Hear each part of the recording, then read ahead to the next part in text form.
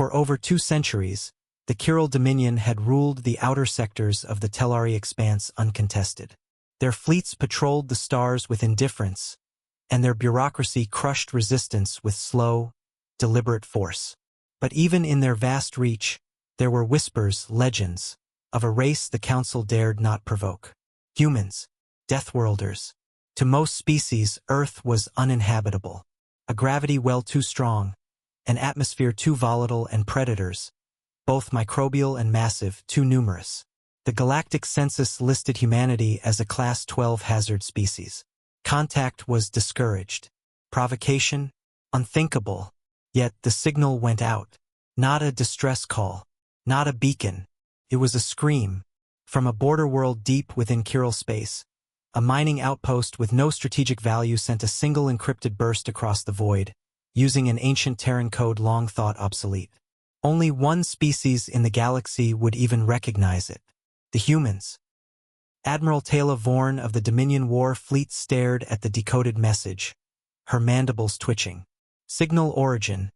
Outpost Theta 972. Content. They came. We ran. They took the children. The humans had children there? That wasn't possible. The world was uninhabitable for their kind. Wasn't it?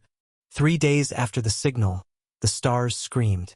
The Dominion's long-range sensor arrays began collapsing under information overload. Something had torn a hole through folded space. Not a jump gate, but a forced breach, burning subspace itself into a conduit. Then they came. 57 warships. All black, all angular. No insignias, no IFF beacons. Silent, coordinated. Deathworlder fleet, Vengeance class. Kyril Command scrambled fighters. Deployments were issued across 5 systems. Diplomats pleaded for clarity. Humanity gave none. Admiral Vorn, desperate for answers, requested direct parley. She received a reply, not in words, in a single transmission, a 3D rendering of Outpost Theta, and the location of every Kyril ship in orbit around it, with a red overlay labeled, Eliminate. Captain Darius Vex stood on the bridge of the HSS Retribution, flagship of the Deathworlder fleet. His face, carved by war and silence, bore no expression. Behind him, AI tactical displays mapped every threat within 5 sectors. Targets confirmed. The AI Nyx reported calmly. The Dominion used formations, humans used chaos. Where aliens used shields, humans used speed and brutality.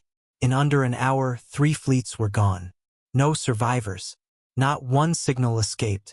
By day 5, Dominion Command accepted reality. They weren't fighting a species. They were being punished by a force of nature. They attempted surrender. The humans refused it.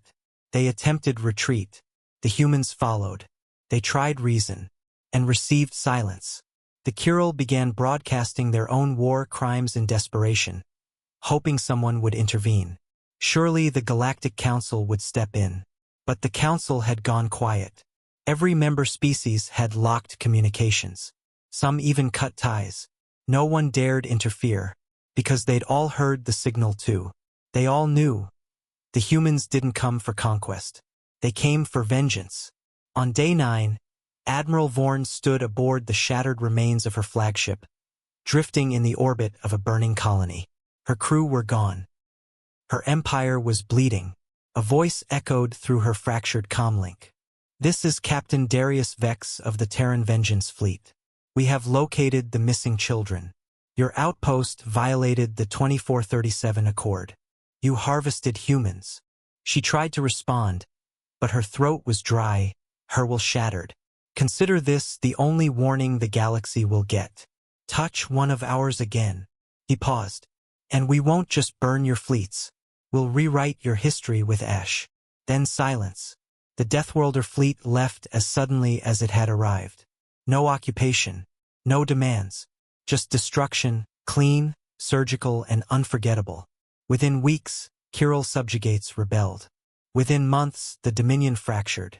And all across the galaxy, one warning echoed. Never summon the Deathworlders. Not unless you're ready to face the wrath of Earth.